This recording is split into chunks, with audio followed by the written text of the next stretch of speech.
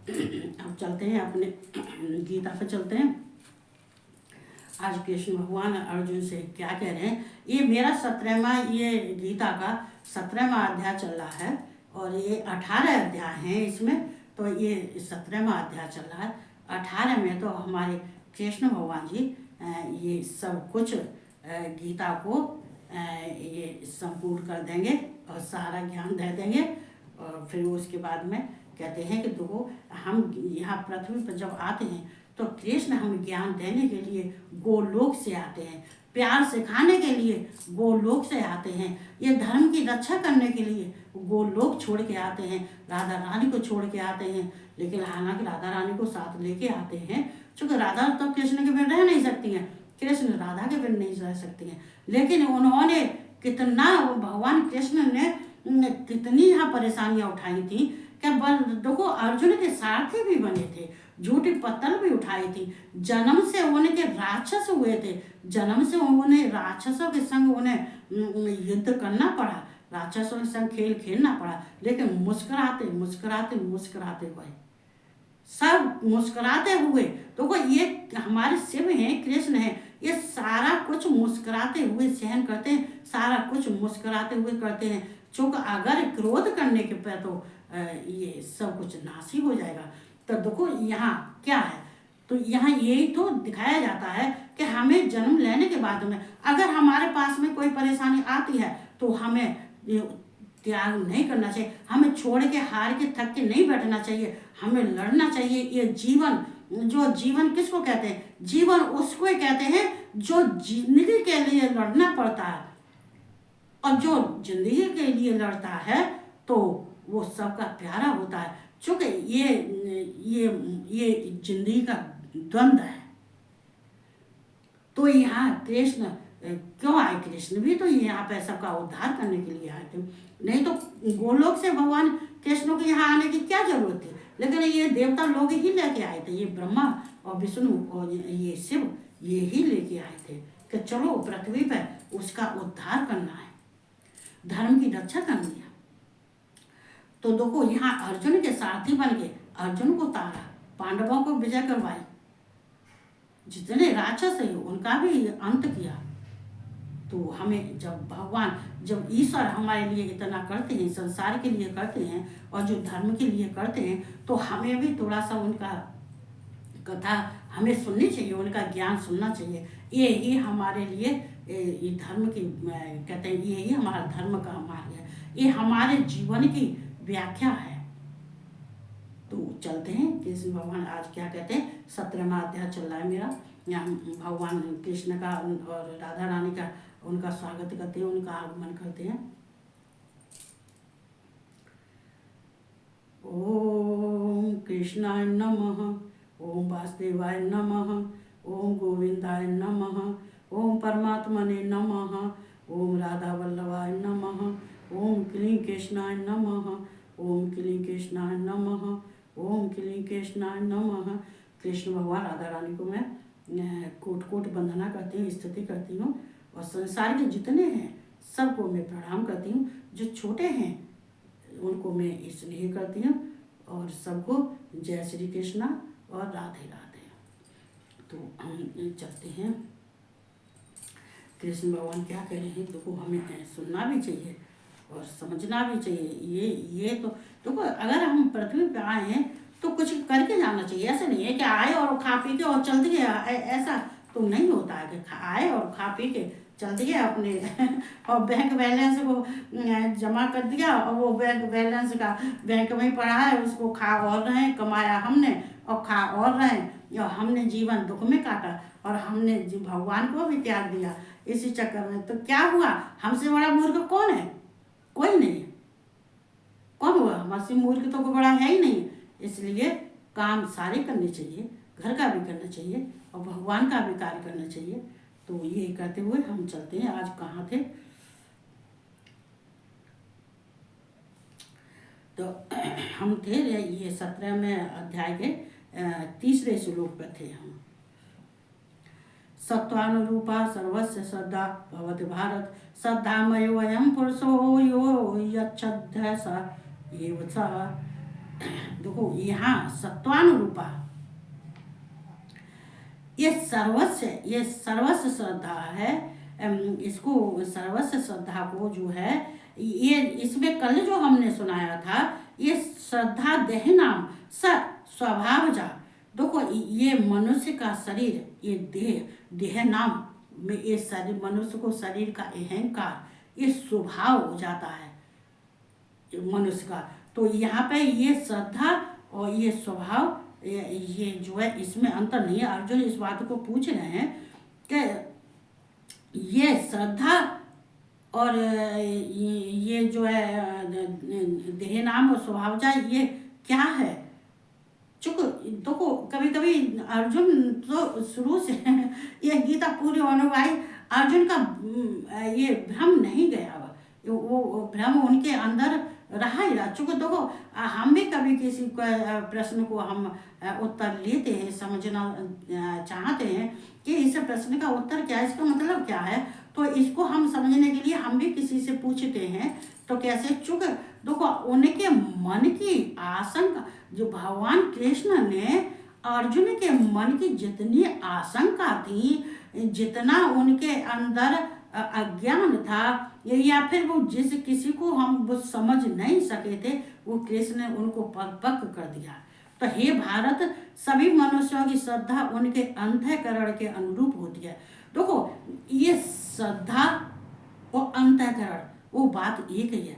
अच्छा ये बात होता, श्रद्धा कहाँ से आएगी? अंतःकरण से आएगी। और अंतःकरण में का वही अंतःकरण में श्रद्धा ही तो होगी।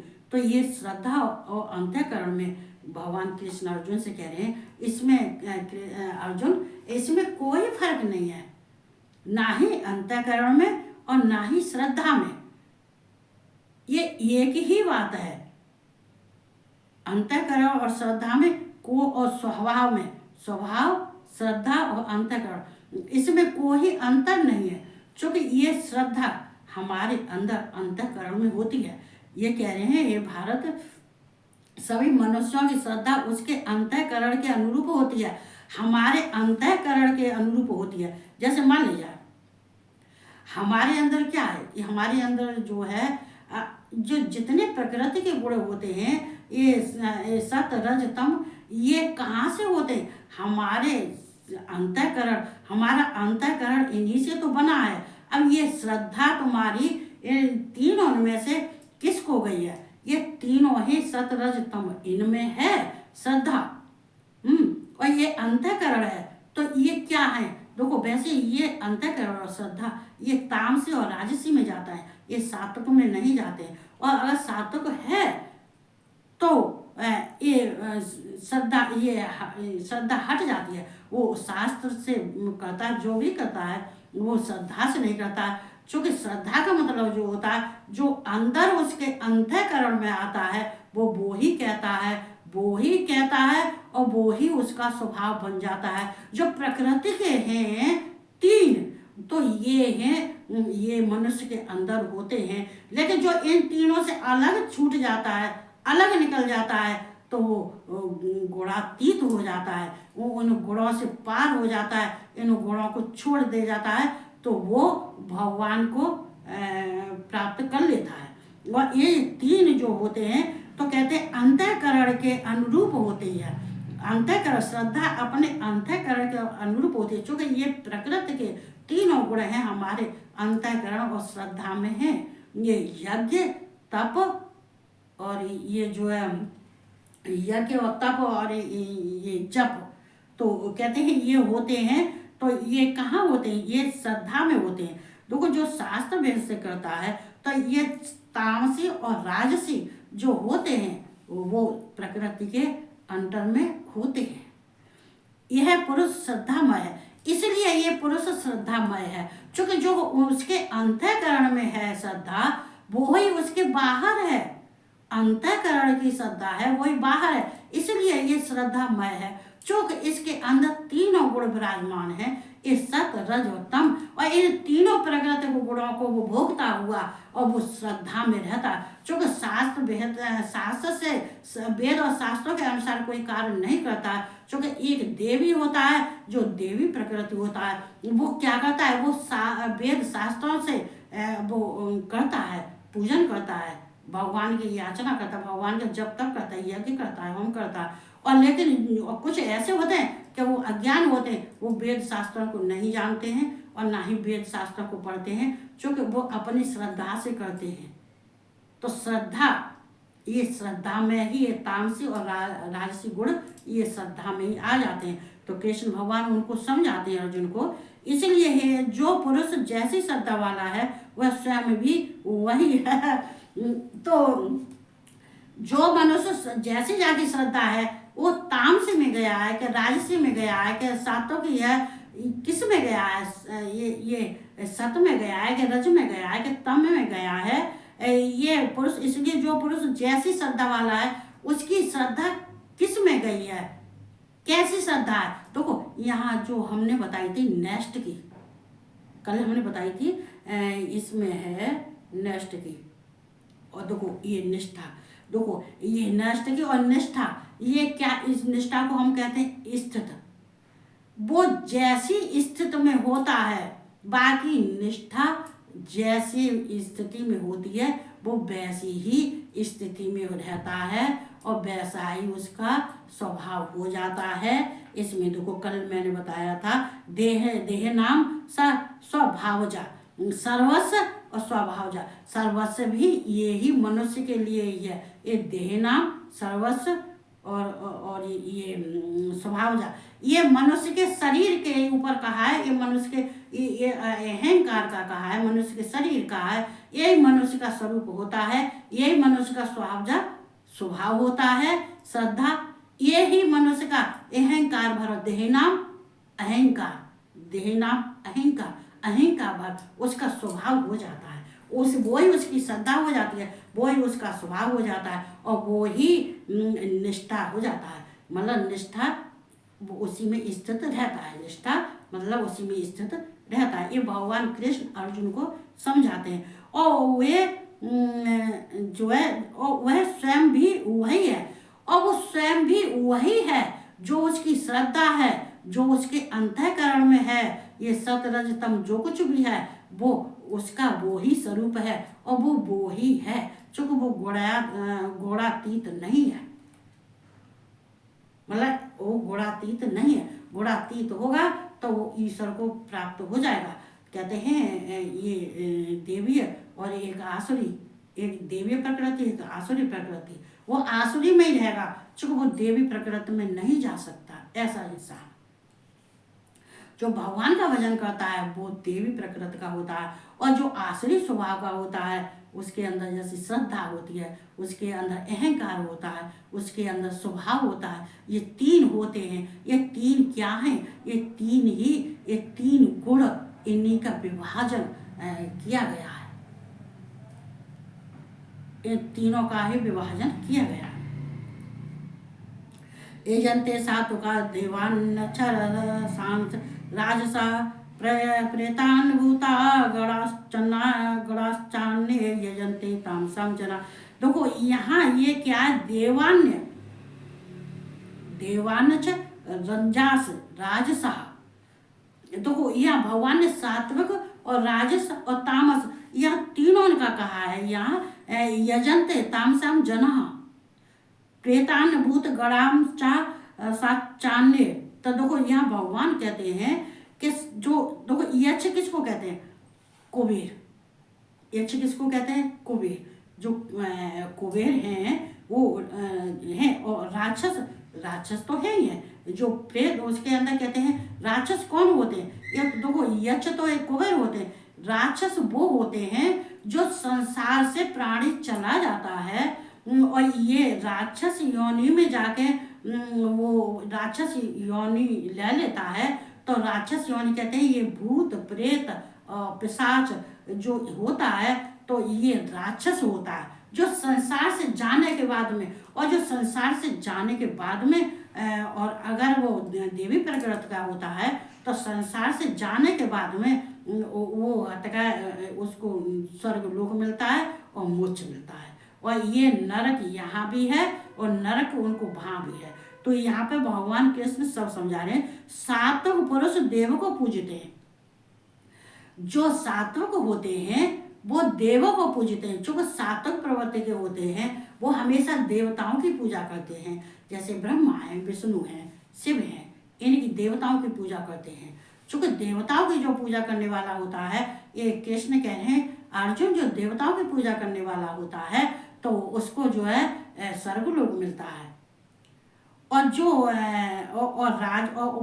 और जो राजस पुरुष यक्ष और राक्षसों का तथा अन्य जो तामस मनुष्य हैं, तो वो यहाँ तीनों आ गए। अभी मैंने बताया था, तीनों बताया था, ये सात्विक और तामस और राजस। देखो हमें इंसान को देखो हम जब तो हम कहते हैं कि देखो अपना घर का काम छोड़ने के बाद में बेशक वो राक्षस है, बेशक उसने राक्षस में जन्म लिया है।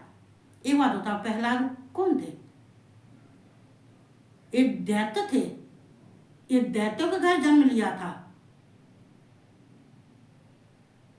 तो ये प्रहलाद ये कैसे ये भगवान के भक्त हो गए, कैसे इनका जो है भगवान की पदवी मिली है? प्रहलाद कैसे ये सब राक्षसों से अलग हो गई, या कैसे ये जो दानवों से अलग हो गई?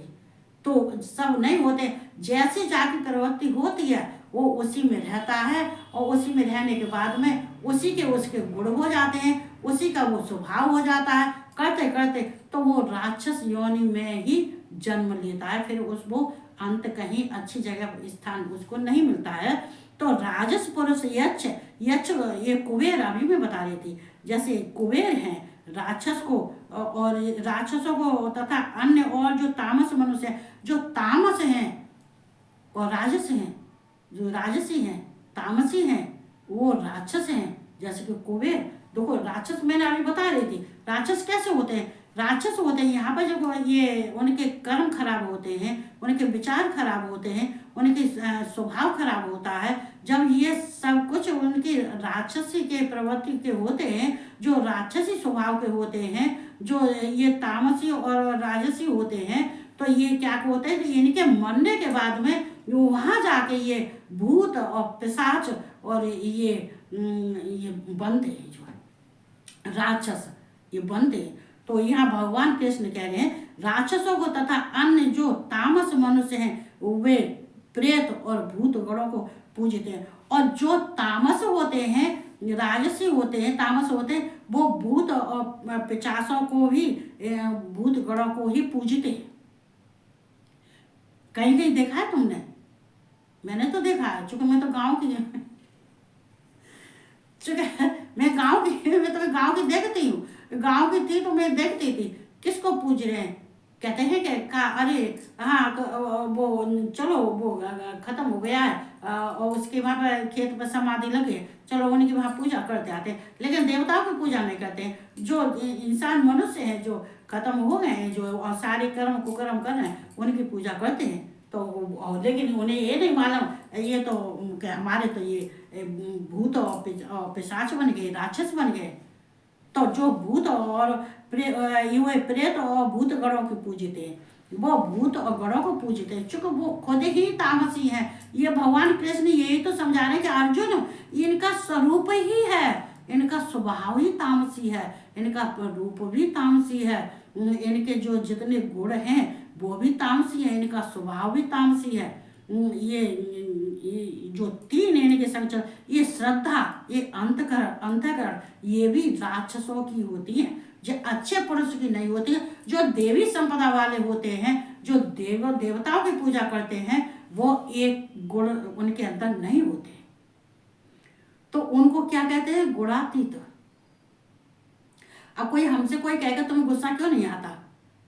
हमें इसलिए गुस्सा नहीं आता कि जो अब हमने जो देखो, अगर हम कोई बात पर किसी बात पर अगर हम गुस्सा हो जाते हैं तो हमारा जितना पुण्य किया हुआ है वो सब नष्ट हो जाएगा, एक क्षण में नष्ट हो जाएगा। जो हमने जिंदगी भर कमाया, जो जिंदगी भर हमने तप किया, जो जिंदगी भर हमने मेहनत की, परिश्रम किया, हमने भगवान को मनाया, हम भगवान के भक्त हो गए। एक क्षण में क्रोध आने से एक क्षण में सारा नष्ट हो जाएगा, सब खत्म हो जाएगा। इसलिए ये सत में और रज में तम में मत रहो, इनको तीनों को छोड़ दो, गुणातीत हो जाओ। गुणातीत हो जाएंगे तो हमें इन संसार में जितने क्रोधी हैं, जितने क्या कहते हैं इनमें अवगुण हैं, उनसे हमें हाथ जोड़ के प्रार्थना कर लेनी चाहिए कि भाई तुम अपने रास्ते, हम अपने रास्ते।